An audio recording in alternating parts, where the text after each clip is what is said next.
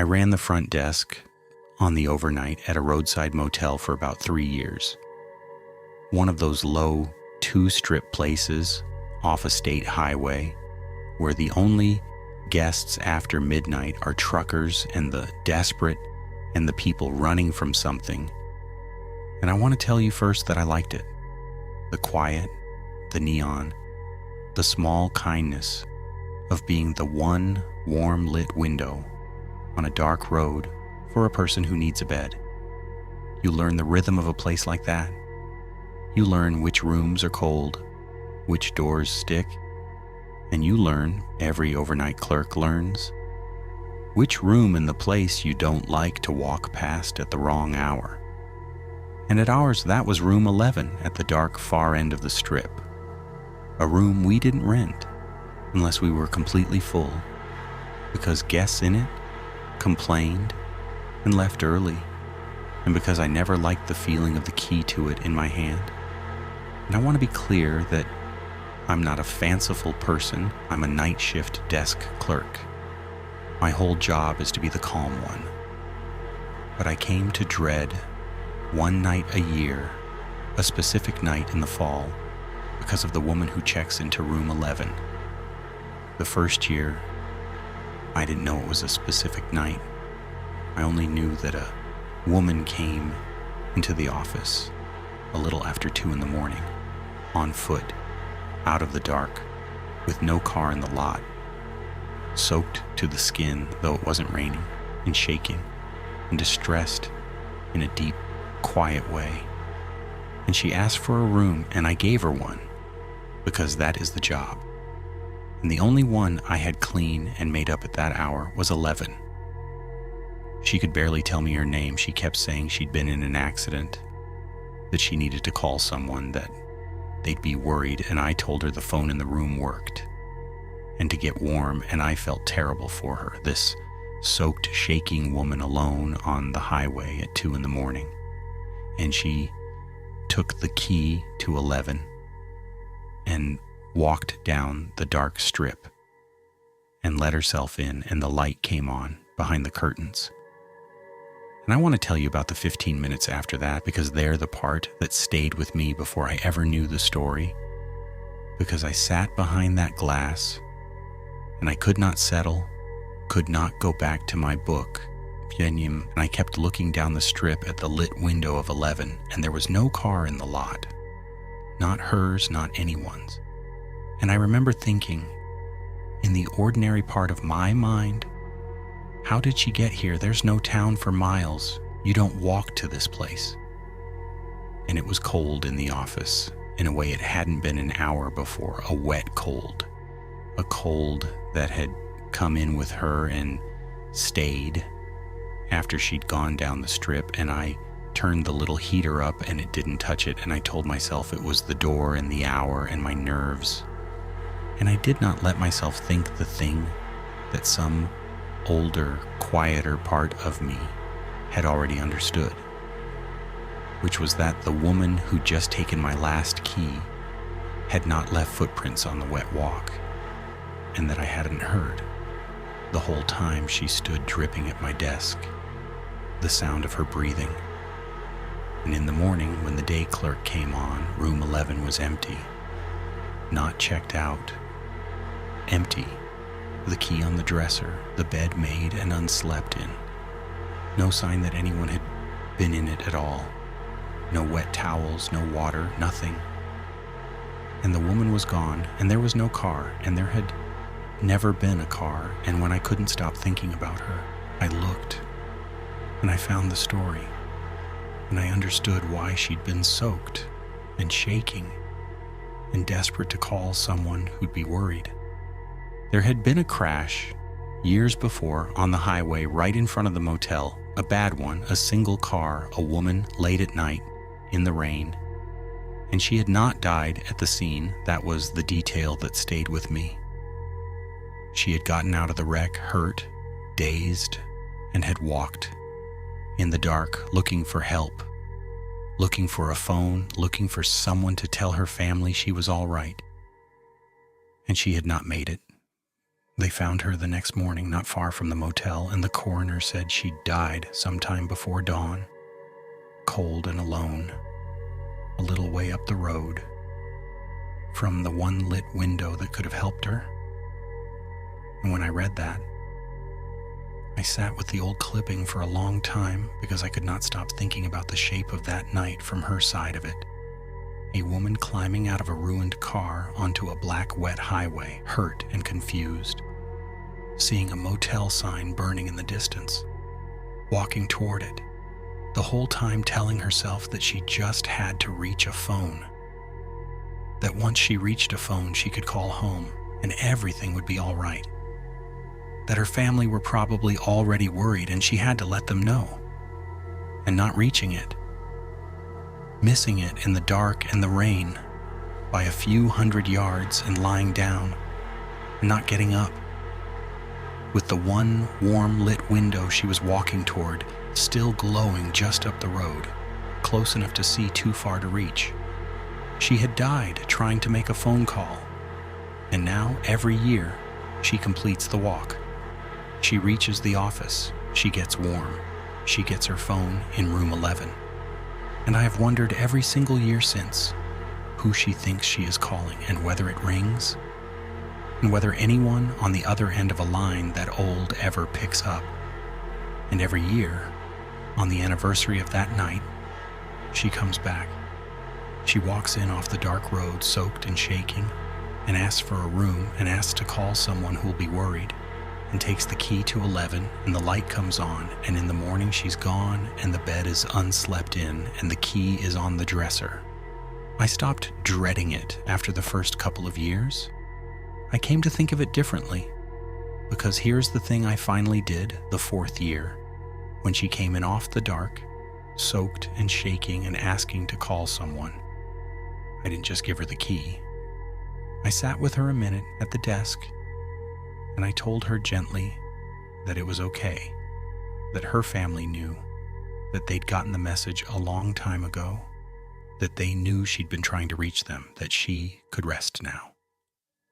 And she looked at me, this woman from a wreck decades gone, and something in her face eased just slightly, the way a face eases when a weight is set down. And she took the key to 11 and the light came on, and in the morning she was gone. And here's the thing I'll leave you with. The next fall, on the anniversary, I sat up all night at that desk, watching the dark road, ready for her, with the whole speech prepared. And she didn't come. And I've never been able to decide in all the years since whether that means she finally believed me and finally rested, or whether I only gave her somewhere else to walk on a dark road in the rain, still soaked, still shaking, still looking for the one lit window that will let her call home.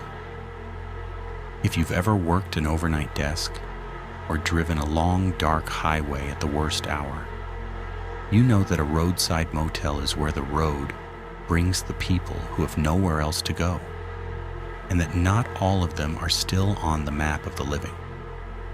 Leave a light on for them. And while you're here, subscribe and turn on the bell, so the rest of these reach you on your own long night. Our first guest came back every year. This next one, sent in by one of you, is about a traveler who couldn't sleep because of the family arguing in the next room. In a room the motel swore had been sealed and empty for years.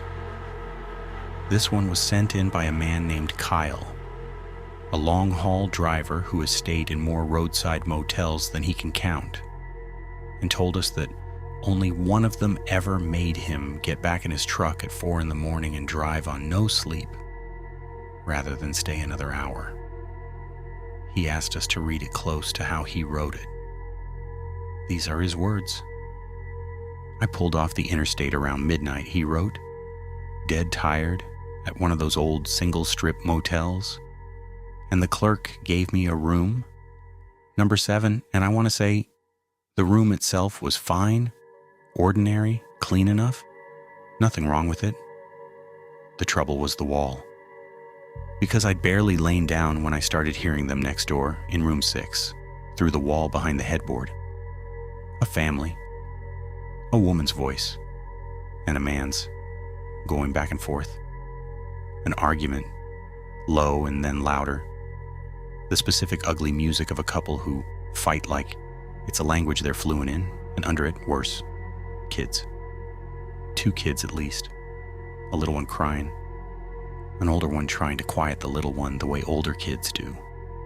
And I lay there in the dark, furious and exhausted, thinking, who brings kids to a place like this and screams at each other all night?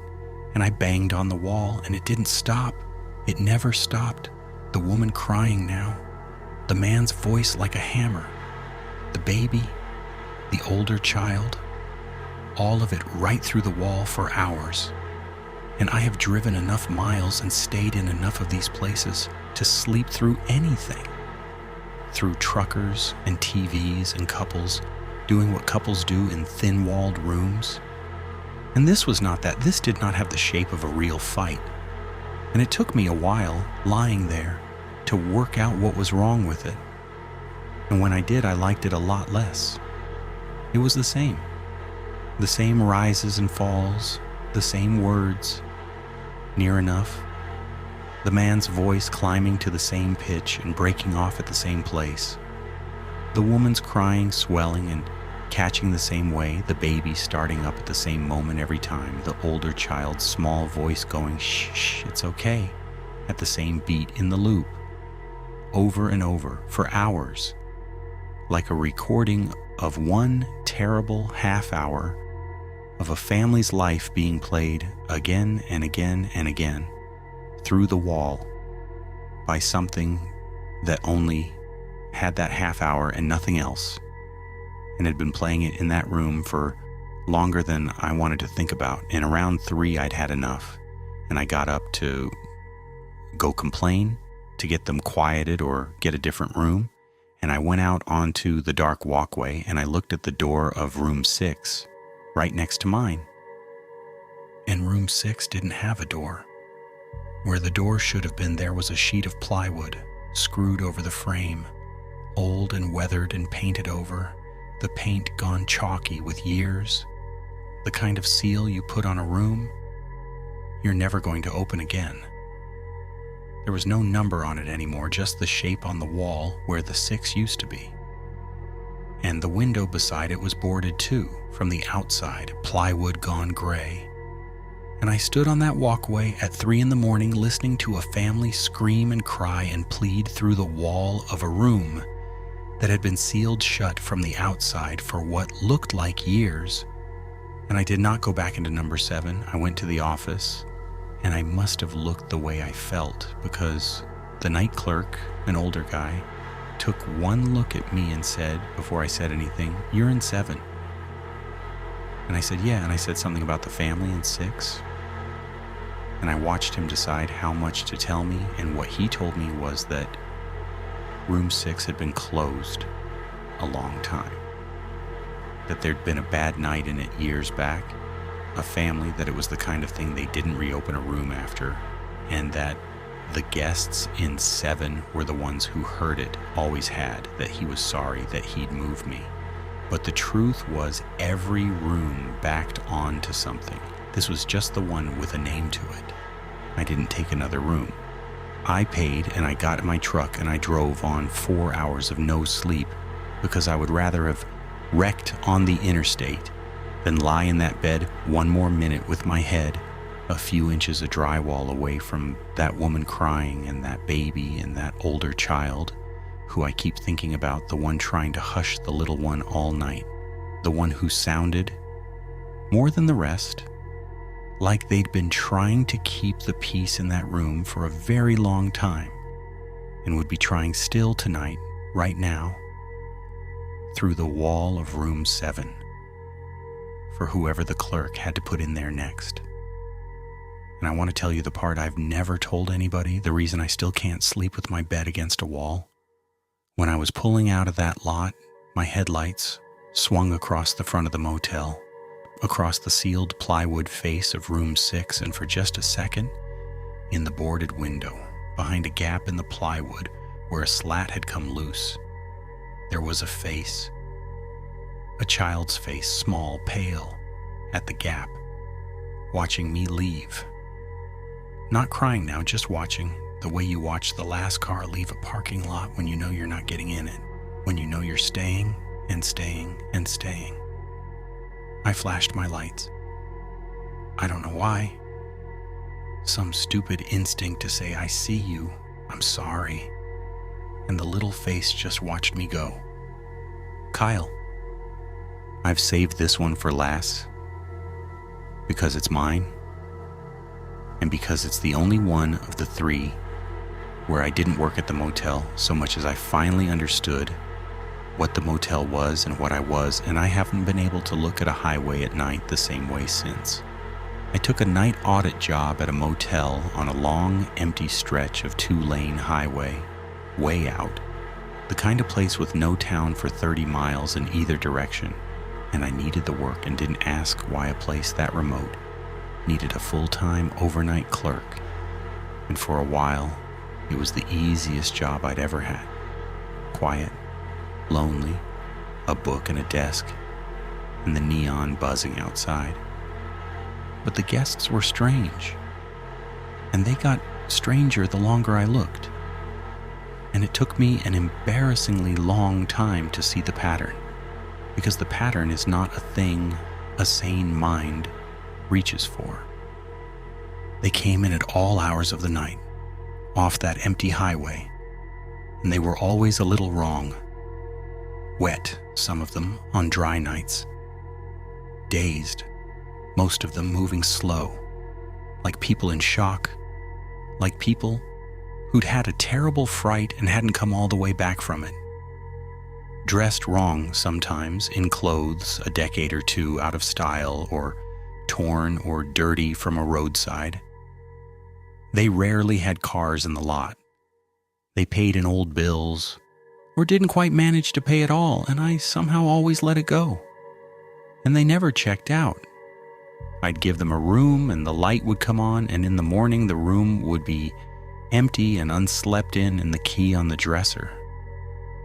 And I told myself for months that they were leaving before dawn, before my relief came, that I was just missing it, until the night I really counted and realized I had checked in more people that week than the motel had rooms, many times over, and not one of them had ever walked back out past my desk. And I finally did the thing you do, the thing everyone in these stories does too late. I pulled the old ledger, the big bound guest book, from the bottom drawer that went back decades to see if it had always been like this. And it had. Page after page, year after year, the same wrong guests, checking in off the highway in the middle of the night, on the exact dates. I started cross-checking, my hands going cold. The exact dates of every fatal accident that had ever happened on that stretch of road. I spent the rest of that shift with the ledger and a highway patrol history I pulled up on the office computer, laying them side by side, and it was not close, it was not approximate, it was exact. The pile up in the fog in the 80s, 3 guests checked in that night. The family that went off the bridge in the spring floods. A woman and 2 children checked in before dawn. The kid on the motorcycle. The couple in the ice storm. The trucker who fell asleep. Every one of them a name in my ledger, dated to the night they died, in the handwriting of whatever clerk had been sitting where I was sitting, going back as far as the book went. And I thought about all the mornings I'd found a room empty and unslept in, and told myself the guest left early, and I understood that they hadn't left at all, that they were still in those rooms, all of them, that the motel was full every single night in a way the vacancy sign would never show, and that the light I left on wasn't for the living travelers who almost never came. It was for them, for the ones still arriving off the asphalt, decade after decade, checking in from the worst minute of their lives to the only door on a 30-mile dark that would open for them. They weren't travelers. They were the highway's dead, coming in off the asphalt where they died, on the anniversaries and on the nights, to the one lit window on a 30-mile dark, checking into a room to rest, the way the woman in the first story tonight checked into room 11, the way the family stayed on in room 6, a way station, a last motel for the people the road doesn't let go of. And I understood the job I'd taken. I was the night clerk for the dead of that highway, and I'd been keeping the desk and giving out the keys and leaving the light on, and I'd never known. And here's the thing I'll leave you with tonight, the reason I finally quit, the reason I'm telling you this last, and the reason I check the date every time I drive a dark road now.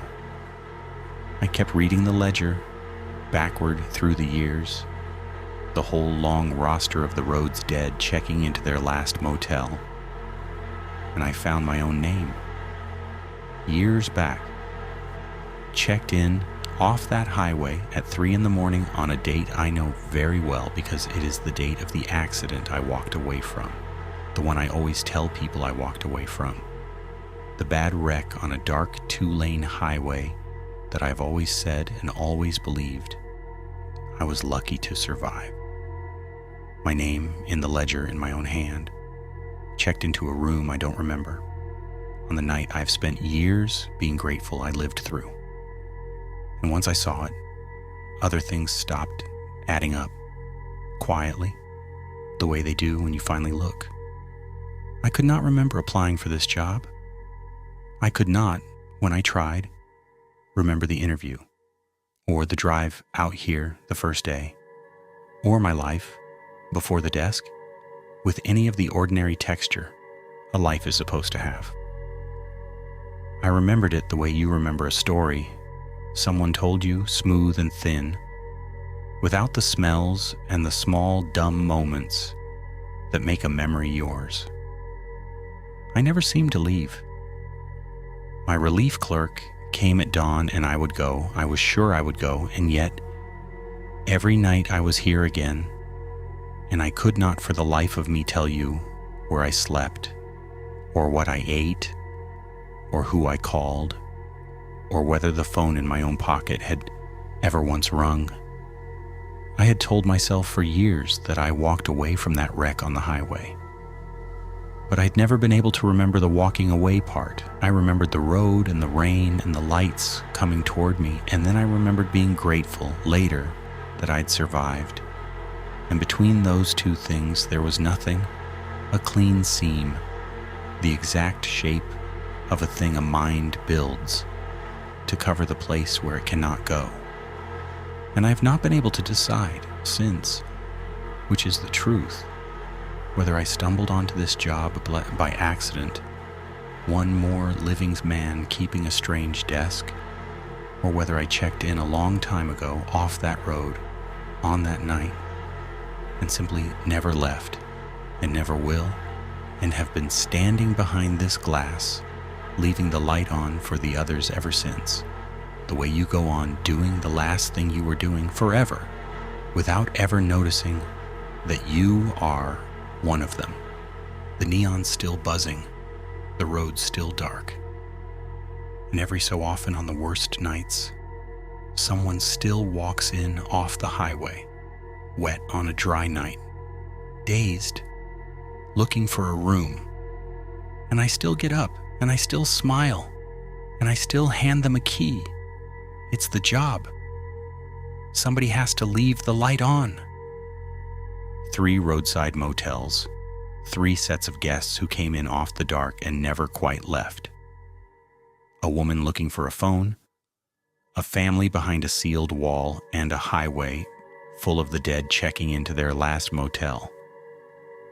If you made it all the way here, then you're up at the hour when the neon's buzzing and the road is emptiest, and so am I. So tell me, down in the comments, have you ever stayed somewhere off a dark highway and known, the way you know, that the room next door held something that shouldn't be there? And if it happened to you, the guest with no car, the family through the wall, the room they keep dark, I want to hear it, because we read every story that finds us, and the next voice on this channel might be yours. The pinned comment shows you how. Subscribe, turn on the bell, and I'll see you again at 3 a.m. And the next time you pull off a long, dark road, tired, to the one lit window on the highway, be kind to the night clerk and take a good look at the other guests. You never really know which ones are just passing through.